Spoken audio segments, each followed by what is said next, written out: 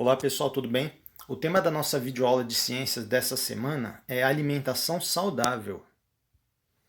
A alimentação saudável é a alimentação ou nutrição na qual devemos comer bem e de forma equilibrada, para que os adultos mantenham o peso ideal e as crianças se desenvolvam bem física e intelectualmente.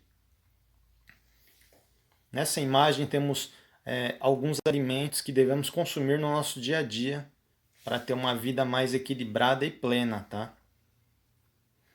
Ter hábitos alimentares saudáveis não significa fazer uma alimentação onde não se come ou onde se comem sempre as mesmas coisas. Pelo contrário, a melhor forma para ter uma alimentação saudável é a variedade. Quanto mais variada for a alimentação, melhor. Diferentes alimentos contribuem com diferentes nutrientes, o que potencialmente enriquece o dia alimentar de cada pessoa. Ao optar por hábitos alimentares mais saudáveis, não temos que deixar de comer os alimentos menos saudáveis, de que gostamos. O importante é que o consumo desses alimentos não seja diário, mas só de vez em quando.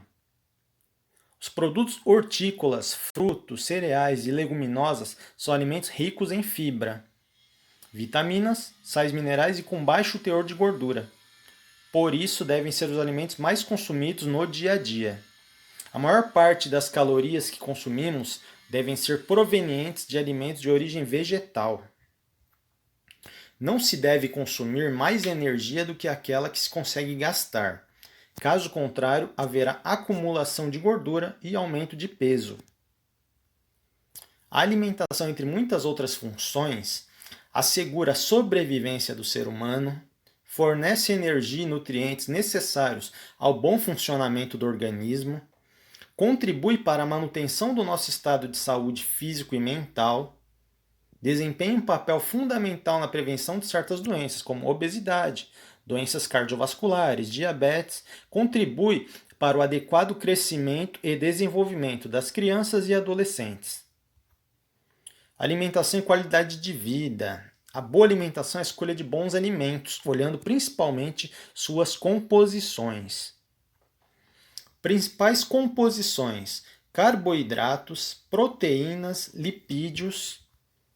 Os alimentos estão divididos em 3 grupos: alimentos energéticos.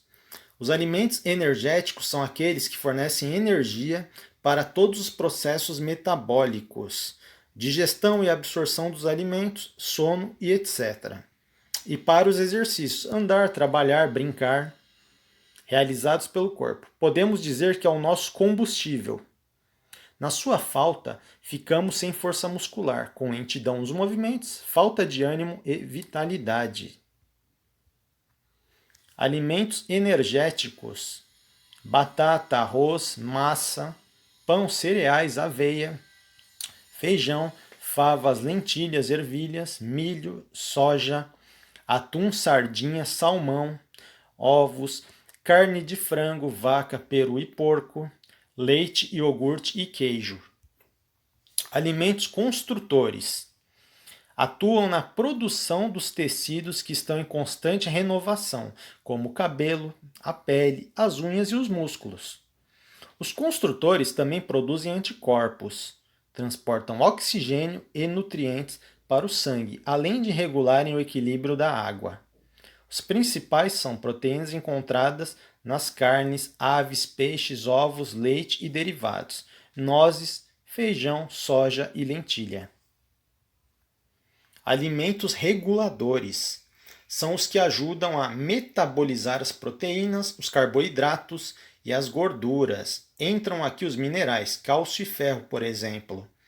E as vitaminas, que são divididas em 2 grupos: vitaminas solúveis em água, vitamina C, e as vitaminas do complexo B, que precisam ser consumidas diariamente, uma vez que o corpo não consegue estocá-las. Vitaminas solúveis em gorduras, vitamina A, D, E e K, possíveis de serem armazenadas. Cada uma dessas vitaminas é encontrada num grupo específico de alimentos, que em uma dieta equilibrada tem suas necessidades facilmente supridas. Hoje, nossa nutrição é desequilibrada? Olha só a comparação ali, ó. Muita oferta de gordura, a imagem de um hambúrguer aqui abaixo, olha só. Gordura, ó, açúcar, sal, hormônios, toxina, carboidratos, álcool, drogas e medicamentos. A gente tem isso em muita oferta aí no nosso dia a dia, né? Isso é uma nutrição desequilibrada, que tem muita gordura, açúcar, sal, toxinas, enfim. E alimentos com baixa oferta, que a gente consome pouco, que a gente deveria consumir mais no nosso dia a dia. Olha só, vitaminas, minerais, proteínas, fibras, vegetais, água, proteínas vegetais, água, fatores botânicos. A gente consome muito pouca, né? Hortaliça, legumes, verduras, frutas, e a gente acaba consumindo muitos alimentos ruins em excesso, né? Como embutidos, enlatados, alimentos com excesso de conservantes, como você vê na imagem é o hambúrguer, né? Gordura em excesso faz muito mal para o nosso organismo, viu, gente? Como deve ser composta uma dieta bem equilibrada? Olha só que bacana, prestem atenção agora, olha só. Em uma dieta normal, para pessoas que não apresentam problemas de saúde que exijam a restrição de alguns alimentos, a composição dos nutrientes para uma dieta equilibrada deve ser 50 a 60% composta de carboidratos, massa, arroz, feijão, pães, o que corresponde a mais da metade das calorias diárias. Dar preferência aos carboidratos integrais. Olha só, 12 a 20% de proteínas que estão presentes na carne, leite, queijo e ovos. E deve ser composta de 20 a 25% por lipídios, gordura. Óleos, manteiga, margarina. Deve-se atentar para a qualidade das gorduras, dar preferência às de origem vegetal. Os pilares de uma alimentação saudável. Moderação. Qualquer alimento pode estar presente na alimentação diária. Não existem alimentos bons ou ruins, tudo depende da quantidade e frequência com que são consumidos. Aqueles com maior teor de açúcar e gordura devem estar presentes em quantidades menores e poucas vezes na semana. Os pilares de uma alimentação saudável, continuando, variedade. Olha que importante. Significa comer diariamente diferentes tipos de alimentos, com representantes de todos os grupos, para que sejam garantidos os nutrientes necessários ao adequado funcionamento e desenvolvimento do organismo, sem carências ou excessos alimentares. Equilíbrio refere-se à quantidade balanceada dos diferentes alimentos, para que aquilo que é consumido diariamente forneça a proporção correta de nutrientes necessários à saúde. Diferença entre os alimentos. Algumas curiosidades. Diferença entre o alimento diet e o alimento light. Alimentos diet, aquele produzido industrialmente e que apresenta ausência ou quantidades bem reduzidas de determinados nutrientes, como carboidrato, açúcar, sal, lactose e gordura. São aqueles indicados para pessoas que têm restrições alimentares a algumas substâncias. Alimentos diet, alimentos com 0% de açúcar, sacarose, mel, glucose. Indicados para diabéticos com 0% de gordura, são indicados para pessoas com problemas de colesterol. Com 0% de sal, são indicados para hipertensos. Alimentos light, aquele produzido com redução de no mínimo 25% do valor calórico em comparação ao produto tradicional. São também considerados light aqueles que reduzem no mínimo 25% de determinados nutrientes, gordura saturada, gordura total, açúcar, colesterol e sódio. Exemplo, uma pessoa obesa que precisa perder peso deve optar por produtos light, com baixo teor de gordura e açúcar.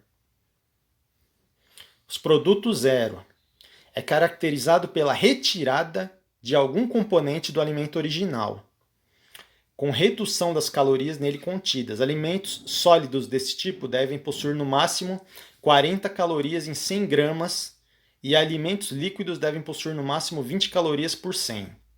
Contém 0% de gordura, sódio, proteínas e açúcar. Como os alimentos light e diet, os produtos zero não contêm açúcar, e sim adoçante na sua composição.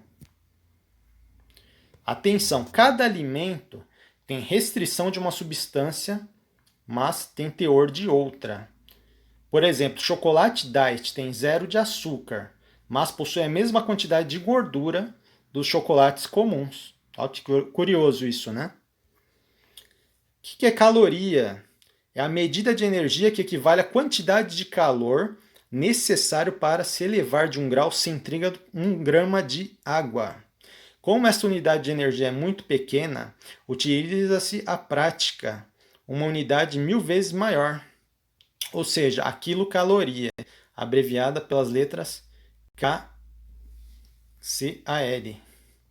Sabendo que gordura é uma reserva de energia, fica fácil entender as dietas. As calorias, ao consumir menos calorias do que precisamos, o corpo começa a consumir o estoque de gordura para suprir a falta de energia, e assim queima a gordura acumulada. Quando queimamos 1 grama de gordura, produz em torno de 9 calorias.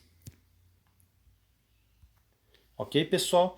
É um vídeo para auxiliar na realização da tarefa.